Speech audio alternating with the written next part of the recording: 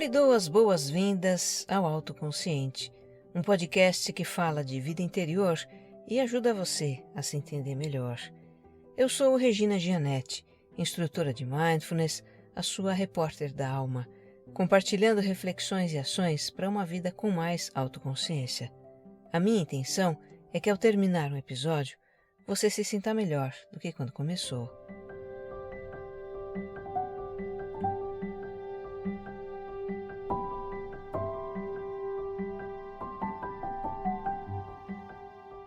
Para você que me escuta pela primeira vez, o Autoconsciente é um podcast quinzenal. Tem episódio novo em domingos alternados. E é também serial. Aqui tem uma jornada de autoconhecimento. Eu te convido a escutar o episódio 0 para conhecer a proposta do podcast. Te convido também a me acompanhar no Instagram. Lá você encontra conteúdos do Autoconsciente. Os meus perfis são regina.gianetti e você mais centrado. E se você gostar do que vai ouvir aqui, compartilha nas suas redes sociais e grupos de mensagens. O que faz bem para você pode fazer para muito mais gente.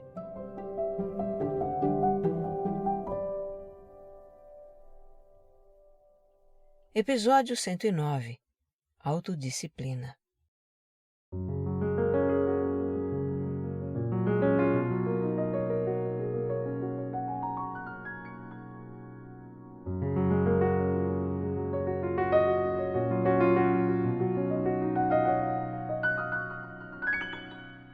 Ultimamente eu tenho estado às voltas com esse tema, autodisciplina.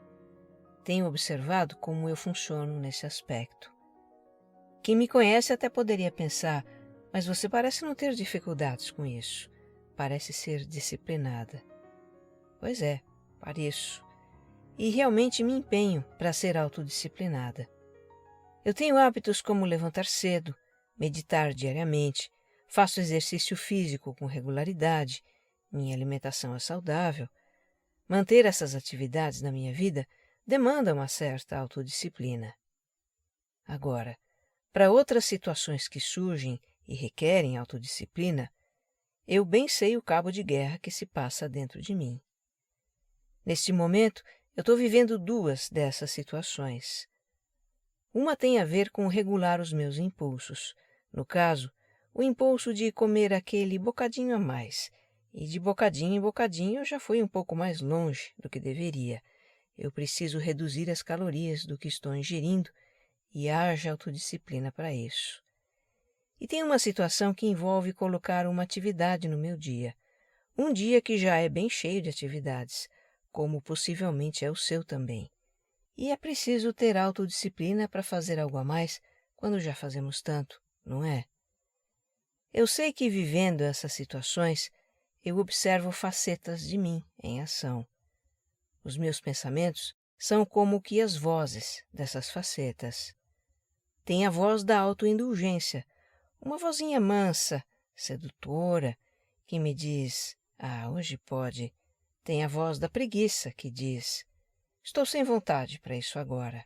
Tem a voz da procrastinação, que vem com aquela sua promessa, depois eu faço. Tem a voz da autocrítica. É bem verdade que ela está mais mansa depois do tanto que eu trabalhei para pacificar essa voz. No passado, ela era ácida, rude, julgadora, implacável. Vivia me fazendo sentir mal comigo mesma. Mas hoje ela se manifesta bem menos, e quando ecoa na minha cabeça, usa palavras não violentas. Mesmo assim, a voz da autocrítica é sempre uma alfinetada, né? Tem ainda uma outra faceta que aparece nessa história, mas esta é silenciosa. Ela não fala, ela só me faz agir por impulso. É ela que me leva a pegar aquele bocadinho a mais de uma comida que eu adoro. Ela também dirige a minha atenção para uma atividade prazerosa, quando eu deveria estar fazendo aquilo que eu sei que deveria fazer. Bem, como eu estou vivenciando isso e refletindo sobre isso, eu decidi compartilhar algumas reflexões aqui com você. Autodisciplina é um assunto que interessa a todos nós. Procurei conteúdos para nos ajudar e, olha, não foi tão simples. O que mais tem por aí é discurso motivacional tipo pare com desculpas, vença a preguiça, entre em ação. Motivação só não basta. É preciso também considerar as nossas subjetividades, as nossas vozes interiores que comprometem a autodisciplina. Ignorar essas vozes, ou tentar abafá-las, só vai fazê-las mais estridentes e tornar as coisas ainda mais difíceis para nós. Mas enfim, eu vou compartilhar alguma coisa do livro Como Desenvolver a Autodisciplina, de Martin Meadows.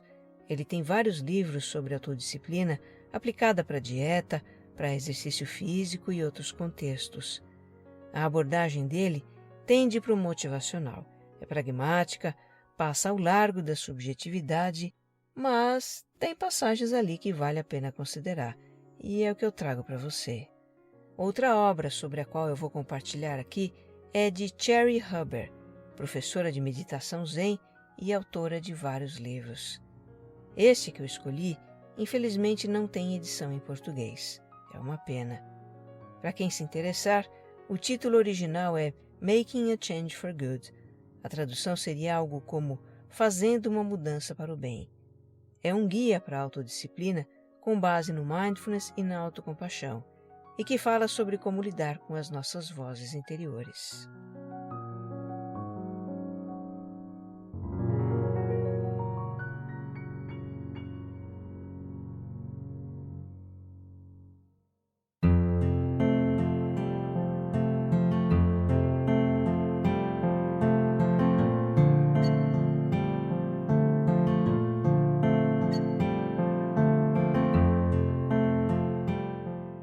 Na definição que o Martin Meadows dá no livro dele, autodisciplina é a habilidade de conter os nossos impulsos, resistir à tentação da gratificação imediata para assim alcançar as nossas metas de longo prazo. Que difícil, hein? Conter os impulsos, resistir à gratificação imediata. E é bem o que eu estou vivenciando para enxugar uns quilinhos extras que apareceram ao longo desses 2 anos de pandemia. Eu que por mais de uma década fiz academia 4, 5 vezes por semana, fiquei 10 meses sem fazer quase nada de exercício por causa do distanciamento social. Até que eu resolvi montar uma microacademia na minha varanda. Eu pensei, se eu não posso ir à academia, ela vai ter que vir até mim. Aí eu voltei a treinar e com isso eu comecei a sentir mais fome, a comer um pouco mais, e a fome também puxou a vontade de comer guloseimas. Eu entrei numas de que, já que eu voltei a malhar, eu preciso comer um pouco mais. Já que eu voltei a malhar, eu posso comer um docinho. Só que não é bem assim. Aquela minha velha calça jeans que, como eu contei num episódio anterior, eu pretendo levar para o túmulo, é uma referência de boa forma para mim, o zíper dela não está fechando. E para ajudar, eu estou numa fase da vida em que o metabolismo está a cada ano mais lento. É fácil engordar e um custo para emagrecer. Se eu quiser voltar a usar a minha adorada calça jeans, e eu quero, eu preciso reduzir o consumo de calorias. Preciso acabar com algumas indulgências. E isso está sendo um desafio de autodisciplina. Essa minha faceta impulsiva e silenciosa, ela é muito rápida. Quando eu me dou conta, eu já estou beliscando a batata doce que eu cozinho para o Johnny e a tequila. Eu já estou com o segundo pedaço de torta no prato. Eu já estou com a mão na colher para repetir a sobremesa da sogra. E aí, é difícil resistir à tentação, né? Eu acabo comendo. Por que é tão difícil resistir à tentação? Como bem explica o Martin no livro dele, o cérebro libera o neurotransmissor do bem-estar dopamina quando temos uma experiência prazerosa. Seja comer algo de que gostamos, nos divertir, interagir numa rede social, no caso de quem fuma, tragar um cigarro, enfim, qualquer coisa que gere prazer. A dopamina é ativada por meio de pensamentos, visões, cheiros e sabores. Nos impulsiona a satisfazer um desejo aqui e agora, diz o Martin Meadows. Vamos abrir aspas aqui para ele. Estar diante do que gostamos, ou pensar no que gostamos, é um gatilho que já aumenta o nível de dopamina no cérebro.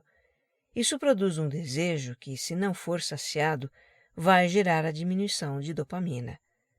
Todos nós podemos atestar que um desejo não atendido e a subsequente queda da dopamina não é nada agradável. Essa é uma das razões pelas quais é tão difícil resistir a uma tentação. Seu cérebro trabalha contra você, deixando-o focado em obter a recompensa sinalizada pelo gatilho. Fecha aspas. Ou seja, o impulso é rápido e a tentação quase irresistível. Então, o que fazer para ter mais autodisciplina? Para começar, e isso é fundamental, precisamos ter sempre em mente em nome do que vamos resistir àquela tentação. É preciso haver um objetivo envolvido, um objetivo claro e que a gente queira realmente alcançar, que faça sentido para nós. Do contrário, não há porquê e nem como ter autodisciplina. Eu adotei como objetivo voltar a usar a minha adorada calça jeans. Diante das tentações, me lembro de quando eu usava aquela calça e me sentia confortável nela. Voltar a me sentir assim é o meu objetivo. O Martin Meadows acrescenta que visualizar o objetivo sendo alcançado é importante. É o que nos lembra o motivo de resistir a uma tentação. Mas só isso não basta. Ele diz que é preciso também nos visualizar fazendo o que precisamos fazer para atingir o objetivo. No meu caso, eu me visualizo colocando a quantidade certa de comida no meu prato. Eu me visualizo dizendo não para o bocadinho a mais, tomando um copo d'água em vez de beliscar fora de hora. Segundo ele, visualizar o que a gente precisa fazer para atingir o objetivo nos prepara para lidar com os desafios, reforça o processo para chegar lá e fortalece a autodisciplina.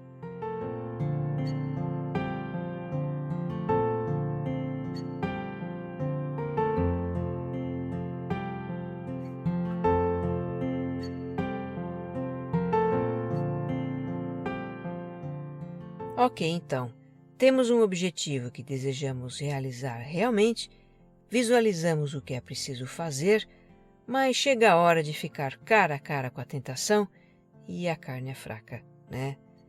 Por isso o Martin Meadows sugere que a gente não se coloque tanto à prova, pelo menos enquanto estivermos fortalecendo a autodisciplina. Ele sugere que a gente procure sempre afastar as tentações, tirá-las de perto ou passar longe delas. Se, por exemplo, está difícil resistir à tentação de se distrair com o celular para focar no trabalho ou no estudo, desligue o aparelho, deixe em outro cômodo. Se você quer dormir mais cedo, mas perde a noção da hora vendo os seriados na cama, tire a TV do quarto, não leve mais o notebook para a cama. Se você quer resistir à tentação de fazer compras por impulso, não saia com cartão de crédito. Cancele o cartão de crédito para não fazer compras online. Se você, como eu, quer enxugar uns quilinhos, mantenha a distância das guloseimas. Não as tenha na mochila, na gaveta do trabalho, nem na geladeira. Na minha casa, durante a semana, não tem tentações. Não tem bolo, não tem sobremesa, chocolate, pão de queijo, nada disso. Isso é combinado com a família. É do interesse de todos. Já no final de semana, nós podemos ter dessas coisas. Elas funcionam como um prêmio. Se eu fiquei firme no meu objetivo durante a semana, chega sábado e domingo e eu janto uma pizza, eu como um bolo no café da manhã, eu traço um docinho. Essa estratégia eu uso há tempos, me ajuda a ter autodisciplina. Meu desafio, como eu já disse, está sendo moderar as quantidades. Quando eu me vejo diante de algo que eu gosto, e nem é só a guloseima, isso acontece com a comidinha saudável do dia a dia também, eu me pego com aquele impulso de comer uma porção maior, de repetir, de me empanturrar.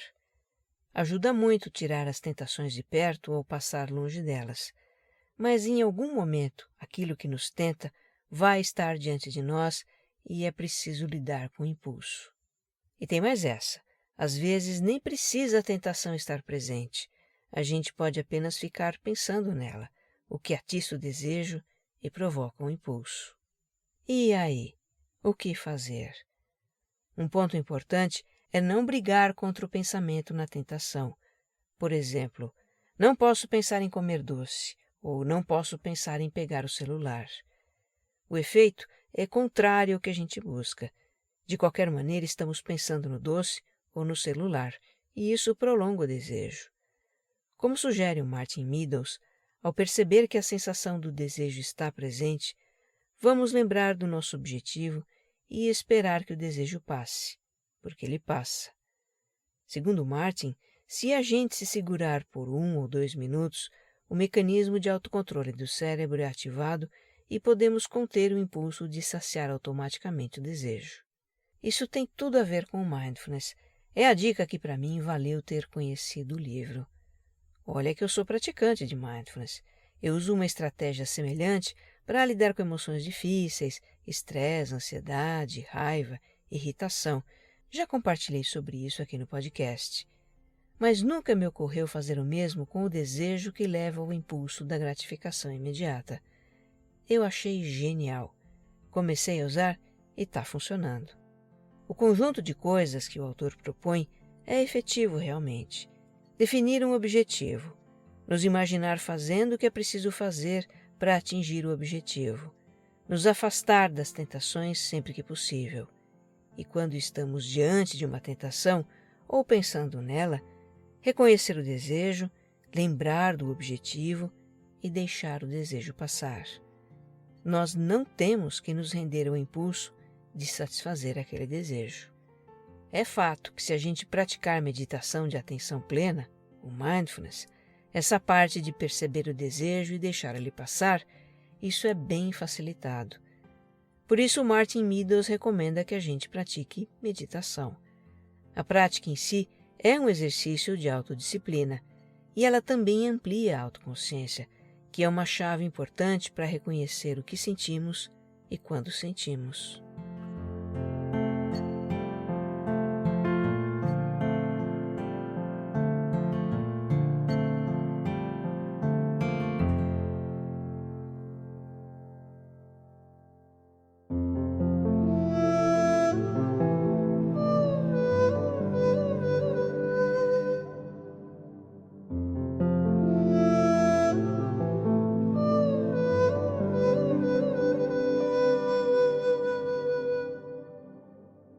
Até aqui é muito lógico, é inclusive científico, o que a gente viu para conter o impulso da gratificação imediata. Mas, verdade seja dita, ainda não é tudo, né? Tem aquelas vozes internas que sabotam a nossa autodisciplina. A voz da indulgência. Voz não, é um canto de sereia hipnótico a nos dizer só um pouquinho, só hoje, só desta vez. A voz da autossabotagem, que se exploda a autodisciplina. Eu não vou passar vontade. A voz Maria vai com as outras. Ah, todo mundo faz, eu também vou fazer. São vozes tão convincentes. Aí a gente cede ao impulso, satisfaz o nosso desejo, se esbalda. E depois começa a escutar outras vozes. A voz da autocrítica. Sou mesmo uma fraca, um fracasso. Não tenho um pingo de autodisciplina. Que vergonha. A voz da autocondenação. Eu nunca vou conseguir o que quero. A voz do remorso. Eu não deveria ter cedido. A voz da culpa. Eu estraguei tudo. São tantas as vozes. Tem ainda aquelas que sussurram ao nosso ouvido quando precisamos colocar um novo hábito ou atividade na nossa vida, como acordar ou dormir mais cedo, ler livros, manter as nossas coisas ou finanças mais em ordem, fazer exercício físico. Nesses casos, podemos ouvir também a voz da preguiça, a da procrastinação, a das desculpas, a voz derrotista, eu não sou capaz, e outras mais. Eu também estou vivendo uma situação de colocar uma atividade nova na minha rotina. Comecei a fazer um curso à distância e recebo uma nova lição a cada 3 dias. Entre as lições eu tenho exercícios de meditação para fazer. As lições são em inglês, demandam um pouco mais de atenção para ler. Enfim, eu preciso disponibilizar um certo tempo diário para isso. E aí teve dias em que o tempo não deu, ou porque eu me enrolei, ou porque eu procrastinei e acabei ficando com um atraso nesse curso. As lições estão se acumulando na minha caixa postal e, na real, eu vou ter que começar o curso de novo, do zero, respeitando o prazo de 3 dias entre as lições. São mais de 30. A voz da autocrítica não deixou passar. Ela pode não falar com a agressividade de outros tempos, mas não perde a chance de dar um feedback. Você está procrastinando. Qual é a sua? Você quer ou não quer fazer esse curso? São tantas as vozes dizendo coisas diferentes, muitas até conflitantes, como se dentro de nós estivessem disputando um cabo de guerra, a nos puxar para lá e para cá. Como se dentro de nós vivesse uma pequena multidão de pessoinhas, cada uma com ideias próprias sobre o que é melhor para a nossa vida. A Cherry Huber, autora do livro que eu mencionei lá no início, ela se refere a essas vozes como subpersonalidades, quer dizer, facetas ou aspectos da nossa personalidade. Aqui no autoconsciente, a gente usa a palavra ego, não é? Portanto, as subpersonalidades, como chamadas pela Cherry, seriam aspectos do nosso ego. Quando e como nasceram essas subpersonalidades? É no mesmo lugar e do mesmo modo de sempre, infância. Sem mais comentários, né? Você que acompanha o podcast já me ouviu falar algumas vezes sobre isso, inclusive no episódio anterior, sobre autoconfiança. Como explica Cherry, nossas subpersonalidades são fruto dos esforços de adaptação que, quando crianças, fizemos para atender às demandas e expectativas dos adultos importantes na nossa vida e para sermos aceitos. As subpersonalidades existem para obter o atendimento de necessidades específicas, cada uma do seu modo, cada uma com o seu foco. Aquela que cria o compromisso de acordar mais cedo não é a mesma que nos leva a desligar o despertador e ficar mais tempo entre as cobertas porque está gostoso ali. Aquela que resolve aprender um novo idioma não é a mesma que desiste por vergonha de falar errado. A que decide fazer dieta não é a mesma que enfia o pé na jaca, nem a mesma que, depois, nos esculacha por não termos autodisciplina. No quesito maturidade emocional, as nossas subpersonalidades permanecem crianças, ainda que nos ajudem a obter a satisfação de necessidades e desejos de adultos. A Cherry diz: elas são indisciplinadas, assustadas, exuberantes, impulsivas, adoráveis e totalmente egoístas. E não são más. São apenas como crianças que tudo fazem para obter amor, orientação, estrutura, segurança e cuidado. De certa forma, é como se as subpersonalidades fossem nossos filhos. Não podemos nos livrar delas, decidir quais ficam e quais vão embora. Nós só precisamos aprender a ouvi-las, reconhecê-las e não permitir que sabotem o que queremos para a nossa vida.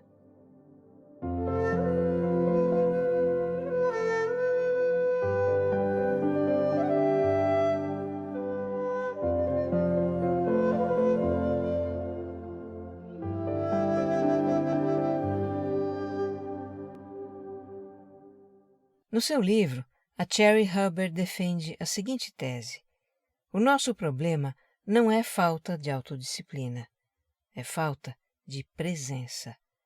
Entendendo aí presença como autoconsciência, como a prática constante de prestar atenção a nós, ao que se passa no nosso interior, às sensações e pensamentos.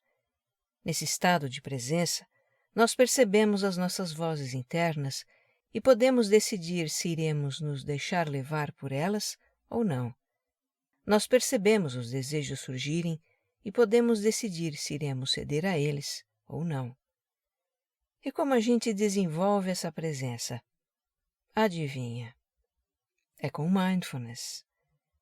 É muito comum a ideia de que meditar é esvaziar a mente, é entrar em um silêncio absoluto. Deixa de lado essa ideia. Ela não se aplica ao mindfulness. O que a gente faz em uma prática é trazer atenção para nós, para uma sensação do nosso corpo, A respiração, por exemplo. Por instantes sentimos a respiração, a nossa mente se aquieta, mas isso não dura muito. Logo surgem pensamentos, e como estamos prestando atenção a nós, percebemos esses pensamentos. Então nós reconduzimos a atenção para a respiração. A mente se aquieta por instantes, até novamente surgirem pensamentos, e assim sucessivamente.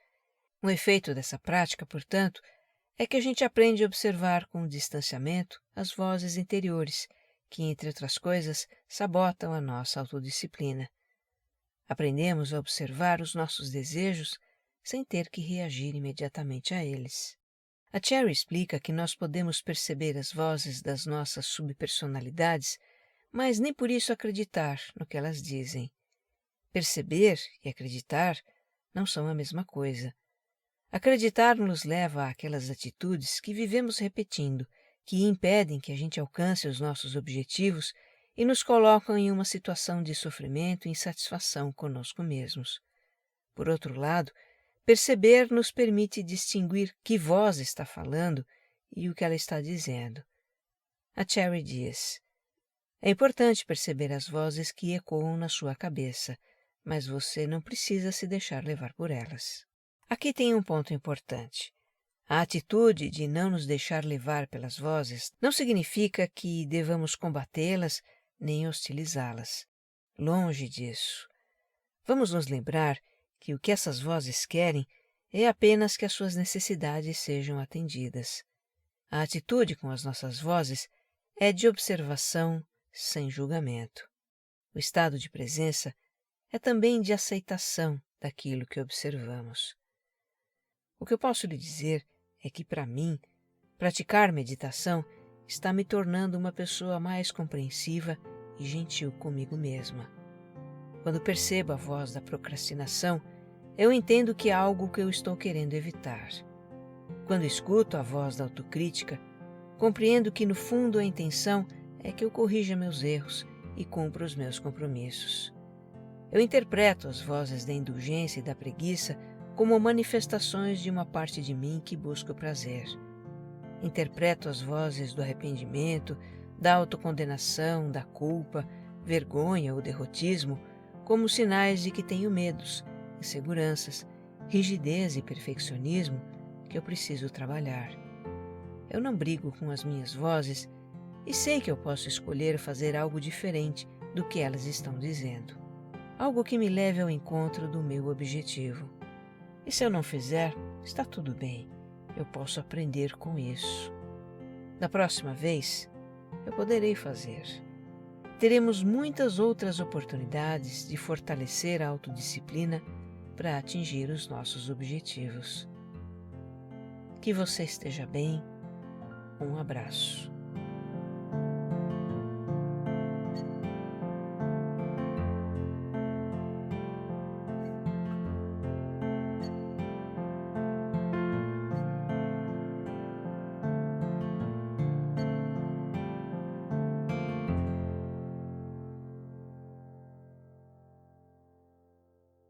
Autoconsciente é um podcast distribuído pela Rede B9, com roteiro e apresentação de Regina Gianetti, edição de som e capas, Jéssica Correia.